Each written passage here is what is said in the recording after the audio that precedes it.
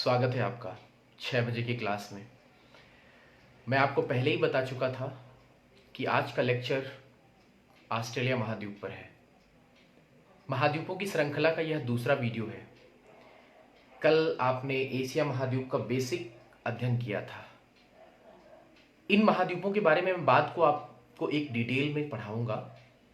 क्रमशः जब इनके आप देखेंगे सभी नदियाँ, पर्वत, पहाड़, झरने, मिट्टियाँ कैसी हैं अलग अलग पूरे विश्व में जो व्याप्त हैं, उनका अध्ययन हम करेंगे। परंतु आज जो हमें अध्ययन करना है ऑस्ट्रेलिया महाद्वीप का। ये दुनिया का सबसे छोटा महाद्वीप है। जैसा कि आपने देखा था, पूरी पृथ्वी जो महाद्वीपीय विस्थापन थ्योरी पर बटी हुई है, दो भागों में बट गई थी।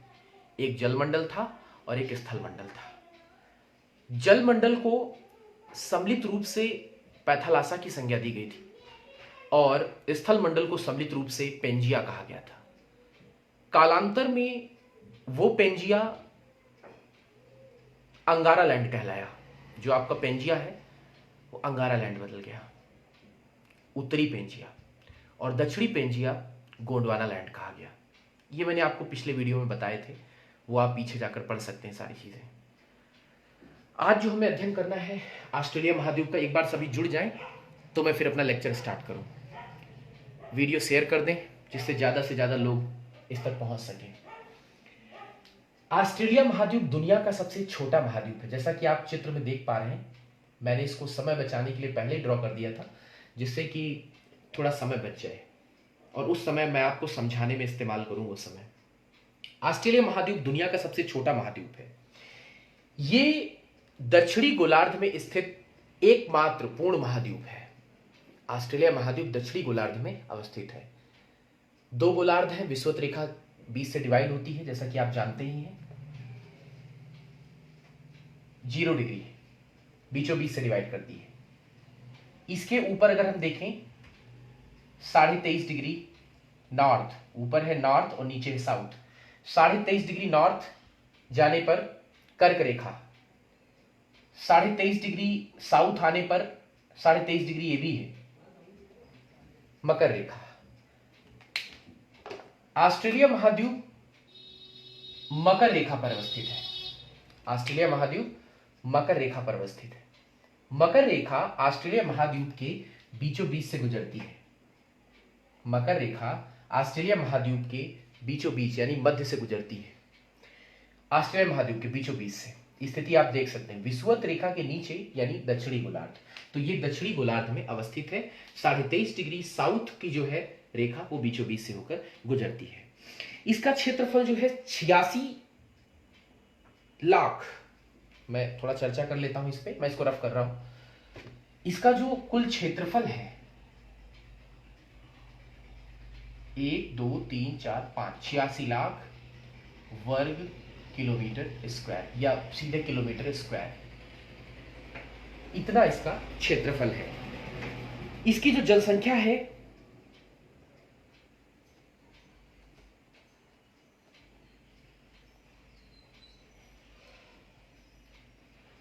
6, ये है जनसंख्या।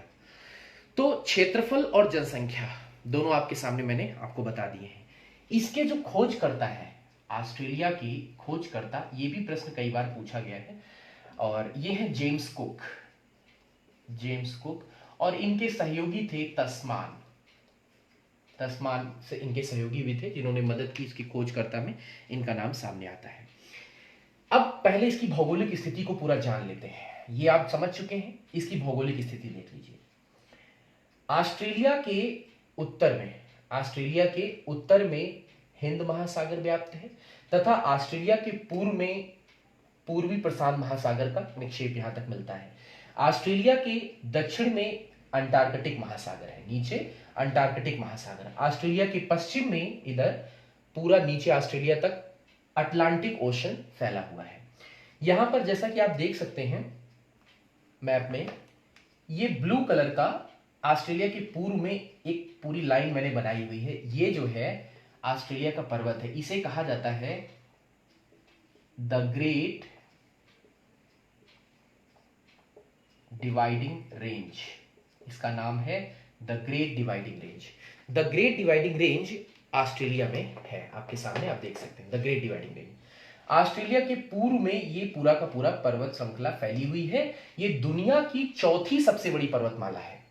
ध्यान देना दोस्तों, दुनिया की चौथी सबसे बड़ी पर्वतमाला है द ग्रेट डिवाइडिंग रेंज, जो ऑस्ट्रेलिया में है, देख सकते हैं आप, चौथी सबसे बड़ी पर्वतमाला। तो क्वेश्चन बनता है कि पहली कौन सी है? तो नंबर 1 पे जो आता है एंडीज, एंडीज पर्वतमाला।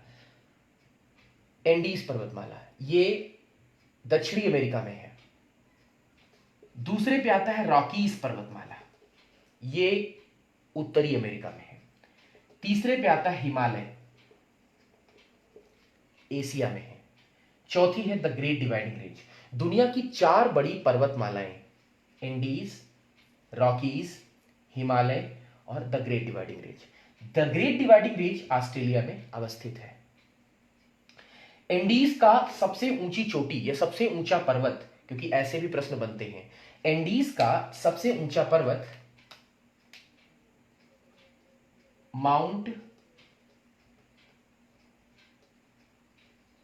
मैकिनले, सॉरी माफ करना, रॉकीज का सबसे ऊंचा माउंट मैकिनले, ये है माउंट एकांकगुआ। रॉकीज का सबसे ऊंचा पर्वत माउंट मैकिनले। हिमालय का सबसे ऊंचा पर्वत एवरेस्ट। ये कभी कभी प्रश्न बन जाते हैं, अब संदर्भ आगे तो बता दिया, हालांकि उसका कोई यहां पर रोल नहीं उतना बड़ा है, लेकिन आप ध्यान रखना द ग्रेट डिवाइडिंग रेंज का सबसे ऊंचा पर्वत माउंट क्योसेस्क्यू, इसका पूरा नाम है माउंट क्योसेस्क्यू, यहां पर अवस्थित है। मैं इसको त्रिभुज से दिखा देता हूं, ट्राइंगल के फॉर्म में, क्योंकि पर्वत जो होते हैं वो चोटियां कुछ इस प्रकार से दिखाई जाती हैं। तो ये माउंट क्योसेस्क्यू यहां पर अवस्थित है, द ग्रेट डिवाइडिंग रेंज, और इस ऑस्ट्रेलिया महाद्वीप की सबसे ऊंची चोटी ये आपके सामने। एक बार जो भी दोस्त जुड़ गए हैं वो शेयर करते चलेंगे वीडियो को, जिससे वीडियो ज़्यादा लोगों तक पहुंचे, तो कृपया शेयर कर दें सभी दोस्त एक बार। मैं बार बार इसलिए बोलता हूं कि देखिए क्या होता है ना, कि जब आप वीडियो शेयर कर देते हैं और ज़्यादा लोगों तक पहुंचता है तो मेरा भी उत्साहवर्धन होता है कि चलिए क्लास लेने का कुछ तो फ़ायदा हो रहा है, ज़्यादा से ज़्यादा लोग देख रहे हैं, कम से कम उन तक पहुँच रहा है। बाकी आप देख लीजिए, अगर पसंद आए तभी शेयर करें। देखिए इसके बाद हिमालय, ये सारे आपने देख लिए, 4 जो है दुनिया की सबसे बड़ी पर्वतमालाएं आपने देखी। ये है द ग्रेट डिवाइडिंग रेंज पूरी, और ये पूर्व में फैली हुई है। अब थोड़ा सा मैं यहां बता देता हूं कि वर्षा कैसी होती है। देखिए मानसूनी पवनें जब पूर्वी प्रशांत महासागर से उठकर ऑस्ट्रेलिया की तरफ बढ़ती हैं, जब ऑस्ट्रेलिया की तरफ बढ़ती हैं तो मानसूनी पवनें एक्चुअली ये पानी से लदी होती हैं, इसमें भाप के रूप में पानी होता है, जिसके कारण ये पवनें भारी होती हैं। और भारी होती हैं, आप कल्पना करिए ये इसको कैसे क्रॉस करेंगी। जब कोई ऊंचा पर्वत होगा उसको क्रॉस करने के लिए कैसे क्रॉस करेंगी, जब हवाएं भारी हैं तो क्या होता है कि ये आकर टकरा जाती हैं इस पर्वत से, इस पर्वत श्रृंखला से टकराती हैं, और टकरा कर अपना सारा का सारा पानी वहीं पर गिरा देती हैं। जब सारा का सारा पानी गिरा देती हैं तो हल्की हो जाती हैं और ऊपर से निकल जाती हैं।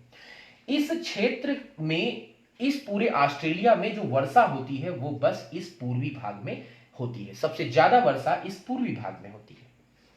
इसीलिए ऑस्ट्रेलिया का जो भी जनसंख्या वाला इलाका है वो सब पूर्वी भाग में यहां पर है।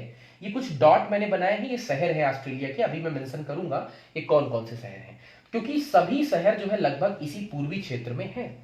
पश्चिमी क्षेत्र काफी निर्जन है, यहां पर लोग बहुत कम है, निर्जन इलाका है, मजदूर वगैरह कुछ मिल जाते हैं, काम करने वाले, चरवाहे वगैरह, खेती करने वाले कृषक लोग, बाकी लगभग निर्जन है इधर का इलाका।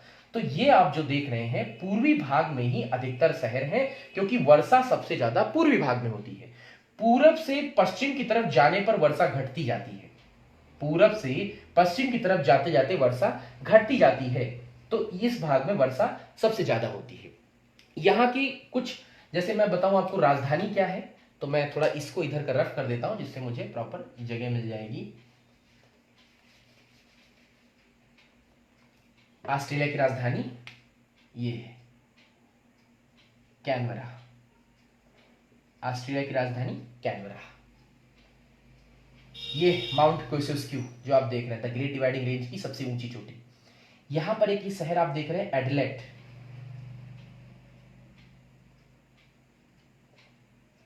एडलेट।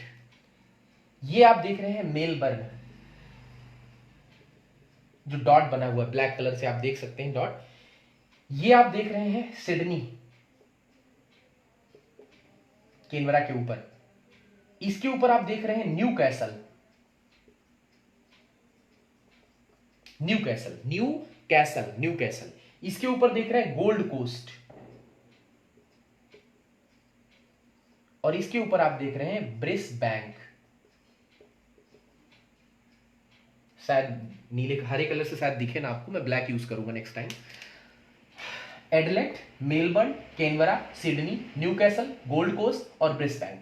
ये सब देखिए कुछ इंपॉर्टेंट शहर हैं जो मैंने बनाए हैं आपके लिए, सबके सब पूरब में है। मैंने बताया इसीलिए क्योंकि यहाँ जल प्रचुर है, बाकी सब क्षेत्र में पानी वर्षा नहीं होती है, जिस कारण सारे शहर लगभग पूर्व में है, बसे हुए हैं सारी। लगभग 90% जनसंख्या जो है वो इधर ही रहती है, 10% बीच बीच में इधर उधर आपको मिल जाएगा। 90% ऑस्ट्रेलिया की जो जनसंख्या है वो पूर्व में है, पूरब साइड पे 90% जनसंख्या यहाँ निवास करती है।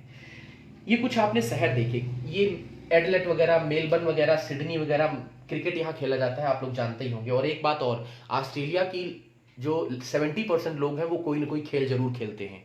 ये एक इंपॉर्टेंट बात है, बहुत अच्छी बात है। ऑस्ट्रेलिया महाद्वीप में एक देश है ऑस्ट्रेलिया, जिसमें लगभग 70% लोग जो है कोई ना कोई खेल जरूर खेलते हैं, खेलते ही खेलते हैं। तो काफी अच्छा है, यहाँ कुछ ना कुछ तो ये लोग खेलते ही रहते हैं। ओके, आगे बात करते हैं। ये आप जो देख रहे हैं रेड कलर का पोर्शन है, क्योंकि इधर से जब वर्षा में कमी होती आती है तो यहां पर मरुस्थल हो गया। ये पूरा का पूरा मरुस्थली भाग है, जो आप रेड कलर का पोर्शन देख रहे हैं, ये मरुस्थली भाग है। मरुस्थली भाग, इसमें कुल मिलाकर 5 मरुस्थल तो मुख्य हैं, लेकिन 2-3 और अलग से जुड़ जाते हैं, छोटे छोटे मरुस्थल हैं लेकिन जुड़ जाते हैं। लेकिन जो सबसे इंपॉर्टेंट मरुस्थल है, ये बड़ा जो भाग है, उसे कहा जाता है द ग्रेट विक्टोरिया डेजर्ट। पहला द ग्रेट विक्टोरिया डेजर्ट, दूसरा सैंडी डेजर्ट, सैंडी डेजर्ट, तीसरा सिंपसन डेजर्ट, चौथा गिब्सन डेजर्ट,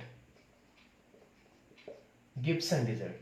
ये जो डिजर्ट आप देख रहे हैं, ये डिजर्ट के नाम ही काफी हैं पूछे जाने के लिए, वो बार बार पूछे भी गए हैं इसीलिए। पांचवा तनामी डिजर्ट, मैंने बताया 5 डिजर्ट मुख्य हैं, इसे 5 रेगिस्तानों की भूमि भी कहा जाता है। ऑस्ट्रेलिया महाद्वीप को 5 रेगिस्तानों की भूमि कहा जाता है। ऑस्ट्रेलिया महाद्वीप को इन्हीं डिजर्ट होने के कारण प्यासी भूमि का देश भी कहा जाता है। ऑस्ट्रेलिया प्यासी भूमि का देश है क्योंकि ये डिजर्ट पाए जाते हैं, इसीलिए इसे प्यासी भूमि का देश कहा जाता है। मैंने आपको पहले ही बताया कि पूरब में तो वर्षा होती है, लेकिन पश्चिम में जाते जाते वर्षा बहुत कम या नाम मात्र की होती है। ठीक है, एक बार जो दोस्त जुड़े हैं कृपया शेयर कर दें। अंकित, राघवेंद्र, जो भी देख रहे हैं सभी लोग एक बार शेयर कर दें वीडियो को, जिससे ज़्यादा से ज़्यादा लोगों तक पहुंच सके और प्रभावी हो सके। सालू तिवारी जी देख रहे हैं, आप भी शेयर कर दें। विजेंद्र यादव जी शेयर कर दें वीडियो को। अंकित कुमार जी शेयर कर दें। जितने लोग देख रहे हैं कृपया वीडियो को शेयर करते चलें, सभी लोग शेयर कर दें जो भी हमारे स्टूडेंट्स वीडियो को देख रहे हैं। बाकी आगे बढ़ते हैं, देखते हैं और चीज़ें। तो ये आपने देखा डिजर्ट। मैंने बताया कि ऑस्ट्रेलिया को प्यासी भूमि का देश कहते हैं और इसे 5 रेगिस्तानों की भूमि भी कहा जाता है। रेगिस्तानी भाग पठारी है, रेगिस्तानी भाग पठारी है। पठार का अर्थ होता है कि कुछ ऐसे टेबल नुमा ऊपर उठ जाना, कुछ ऐसे। देखिए पठार जो होते हैं ये एक पहाड़ों से ही बनते हैं। आप इनको अगर जनरल वे में समझें, हम साइंटिफिक में बात नहीं करेंगे, हम जनरल वे में समझ रहे हैं। जैसे चोटी होती है, ये मान लीजिए कोई पहाड़ है, आप अक्सर सुनते होंगे कि पहाड़ में भूस्खलन हो गया। ये भूस्खलन है क्या? ये ऊपर की चोटी घटती जाती है, घटती जाती है और एक समय आता है कुछ ऐसी आकृति ले लेता है टेबल जैसी, और इसे पठार कहा जाता है। तो वही मैं आपको बता रहा हूं कि ऑस्ट्रेलिया का जो पश्चिमी भाग है वो पठारी है। ये ऑस्ट्रेलिया का पूर्वी भाग, ये पश्चिमी भाग, ये पठारी भाग इधर का है। ऑस्ट्रेलिया का जो पश्चिमी भाग और पठारी है ये आप देख सकते हैं, और पठारी भाग जो होता है यह खनिजों से संपन्न माना जाता है। जितना पठारी भाग होता है उसमें खनिज पाए ही जाएंगे, खनिज अधिक मात्रा में यहां पाए जाते हैं। कौन कौन से खनिज हैं और खनिज क्षेत्र कौन कौन से, तो आइए देखते हैं। ऑस्ट्रेलिया के खनिज क्षेत्र, सबसे पहले ये 2 पॉइंट आपको दिख रहे हैं,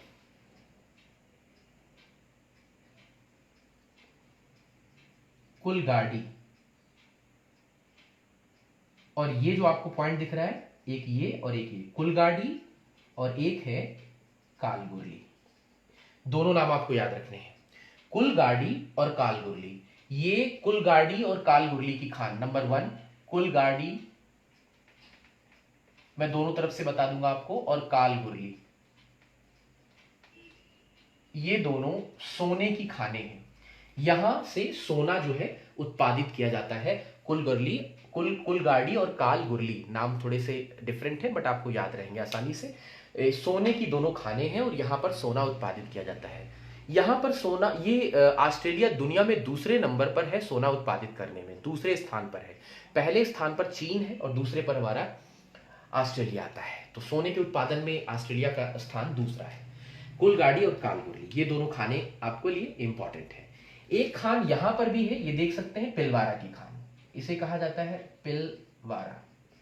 ये पिलवारा की खान है। मैं इसको थोड़ा रफ कर दूं इधर से।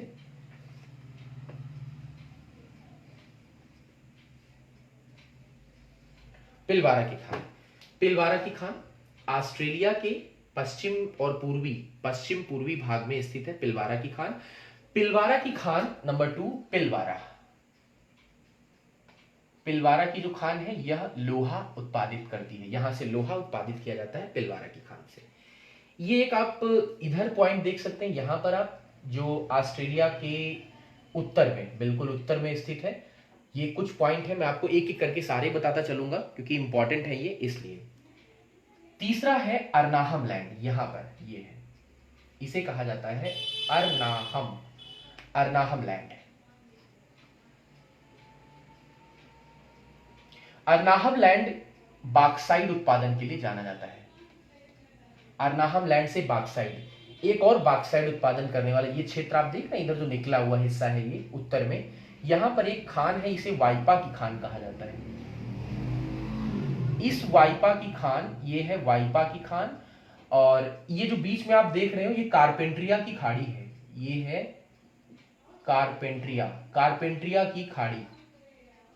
तो कारपेंट्रिया की खाड़ी के बगल में है वाइपा, और वाइपा जो है ये जाना जाता है बॉक्साइट उत्पादन के लिए। तो 2 बॉक्साइट के उत्पादन करने वाले क्षेत्र हैं हमारे ऑस्ट्रेलिया में, अर्नाहम लैंड और ये दूसरा वाइपा। वाइपा भी बॉक्साइट उत्पादित करता है और अर्नाहम लैंड भी बॉक्साइट के उत्पादन के लिए जाना जाता है। ये खाने हैं कुछ आपकी। एक यहां पर भी है, ये माउंट ईसा नंबर 5वां, यहां पर आप देख सकते हैं, ये माउंट एमटी से लिखते हैं, एमटी ईसा, माउंट ईसा। माउंट ईसा जस्ता और सीसा, तांबा उत्पादित करने के लिए जानी जाती है। माउंट ईसा में जस्ता, सीसा और तांबा ये उत्पादित होता है। बार बार यहां से प्रश्न पूछे गए गाइस, इसलिए वेरी इंपॉर्टेंट आपके लिए, अच्छे से ध्यान रखेंगे। तो माउंट ईसा जस्ता, सीसा और तांबा उत्पादन के लिए जानी जाती है, ये आप देख सकते हैं। एक और यहां पर आपको मुझे बताना है, मैंने मिस किया, इसको लिखा नहीं बट मैं आपको दिखा देता हूं। यहां पर है ये दिस वन, माउंट ब्रोकन हिल, इसका नाम है माउंट